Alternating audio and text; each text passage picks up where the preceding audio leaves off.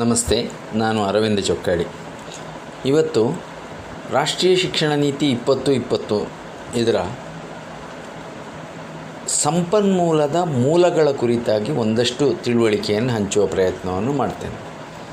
ಯಾವುದೇ ಯಶಸ್ಸು ಸಾಧ್ಯ ಆಗಬೇಕಾದ್ರೆ ಅದಕ್ಕೆ ಸಂಪನ್ಮೂಲ ಬೇಕೇ ಬೇಕು. ಈ ಸಂಪನ್ಮೂಲವನ್ನು ಹೇಗೆ ಒದಗಿಸಿಕೊಳ್ಬೇಕು ಅನ್ನುವ ಕುರಿತಾಗಿ ರಾಷ್ಟ್ರೀಯ ಶಿಕ್ಷಣ ನೀತಿ ಏನು ಹೇಳ್ತದೆ ಅನ್ನೋದರ ಬಗ್ಗೆ ಒಂದಷ್ಟು ಚರ್ಚೆಯನ್ನು ಹೇಳ್ತೇನೆ.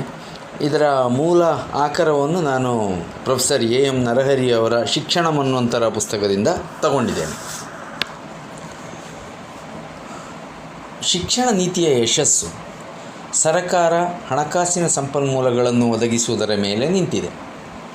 ಹಣಕಾಸು ನೀಡಿದರೆ ಎಲ್ಲವೂ ಸರಿಯಾಗುವುದೇ ಎಂದು ಪ್ರಶ್ನೆಯನ್ನು ಕೇಳಿದರೆ ಉತ್ತರಿಸುವುದು ಬಹಳ ಕಷ್ಟ. ಸಾಕಷ್ಟು ಸುಧಾರಣೆಗಳನ್ನು ಮಾಡುವ ಸಾಧ್ಯತೆಯು ಹಣಕಾಸನ್ನು ಅವಲಂಬಿಸಿದೆ. ಈಗಾಗಲೇ ಹಲವು ವರ್ಷಗಳಿಂದ ಭಾರತೀಯ ಶಿಕ್ಷಣಕ್ಕೆ ನಮ್ಮ ಶಿಕ್ಷಣ ನೀತಿಗಳು ಒಂದು ಬುನಾದಿಯನ್ನು ಹಾಕಿವೆ. ಹಾಗಾಗಿ ಸುಧಾರಿತ ಸ್ವರೂಪವೊಂದನ್ನು ಈ ತಳಹದಿಯ ಮೇಲೆ ನಿರ್ಮಿಸುವುದು ಸಂಕೀರ್ಣವಾದ ವಿಚಾರವಾಗಲಾರದು. ಶಿಕ್ಷಣಕ್ಕೆ ಅತಿ ಅಗತ್ಯವಾಗಿರುವ ಮಾನವ ಸಂಪನ್ಮೂಲ ಹಾಗೂ ತಂತ್ರಜ್ಞಾನ ನಮ್ಮಲ್ಲಿದೆ. ಅವುಗಳ ಸದ್ಬಳಕೆ ಆಗಬೇಕು. ಮೂಲಸೌಕರ್ಯಗಳನ್ನು ಒದಗಿಸಬೇಕು. ಶೈಕ್ಷಣಿಕ ವ್ಯವಸ್ಥೆ ಬೇಕು. ಆ ವ್ಯವಸ್ಥೆಯ ಮಾರ್ಗದರ್ಶನ, ಮೇಲ್ವಿಚಾರಣೆ ಹಾಗೂ ಉತ್ತರದಾಯಿತ್ವದ ಜವಾಬ್ದಾರಿ ನಿರ್ವಹಣೆ ಸರಿಯಾಗಿ ನಡೆಯಬೇಕು.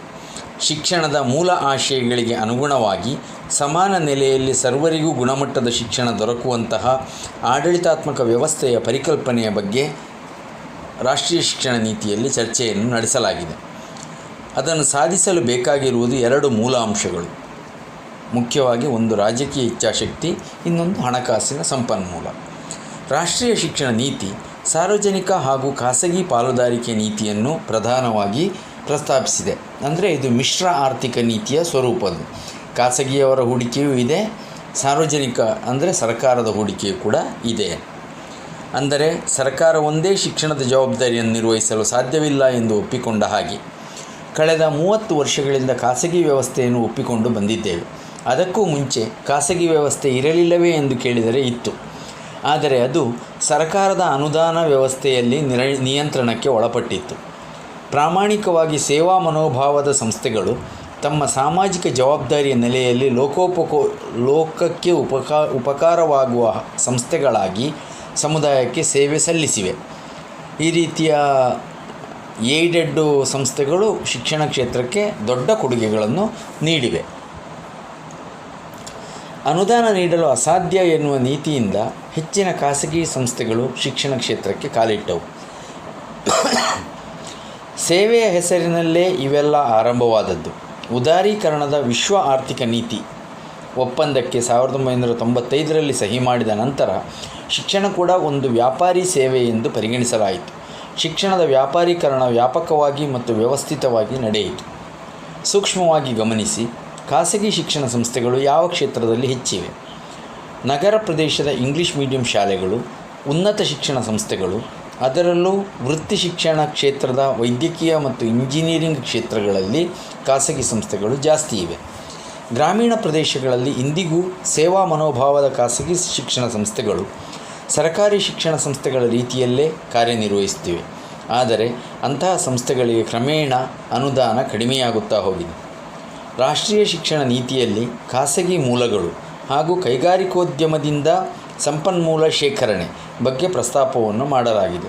ಅಂದರೆ ಖಾಸಗಿ ಮೂಲಗಳು ಅಂದರೆ ವೈಯಕ್ತಿಕವಾಗಿ ಮಾಡುವಂಥ ಹೂಡಿಕೆಗಳು ಅಥವಾ ಟ್ರಸ್ಟು ಅಥವಾ ಸಂಘ ಸಂಸ್ಥೆಗಳನ್ನು ಸ್ಥಾಪಿಸಿಕೊಂಡು ಮಾಡುವ ಹೂಡಿಕೆಗಳು.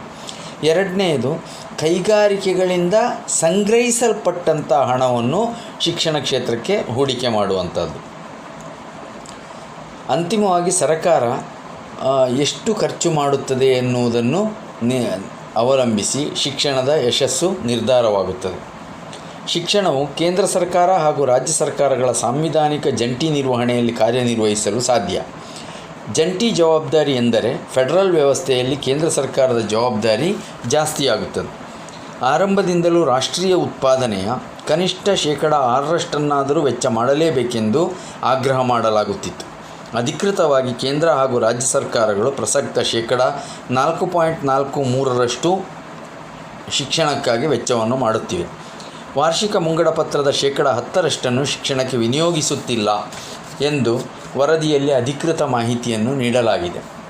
ಆದರೆ ಕೇಂದ್ರ ಹಾಗೂ ರಾಜ್ಯ ಸರ್ಕಾರಗಳು ಜಂಟಿಯಾಗಿ ಶಿಕ್ಷಣ ವೆಚ್ಚವನ್ನು 6% ಏರಿಸಬೇಕು ಎಂದು ಹೇಳಿರುವುದು ಶಿಕ್ಷಣ ನೀತಿಯಲ್ಲಿ ಪ್ರಸ್ತಾಪಿಸಿರುವಂಥ ಅನೇಕ ಯೋಜನೆಗಳನ್ನು ಗಮನಿಸಿದರೆ ಸಾಧ್ಯವೇ ಎನ್ನುವಂಥದ್ದು ಅತ್ಯಂತ ಪರಿಶೀಲನಾರ್ಹವಾದಂಥ ವಿಚಾರವಾಗಿದೆ.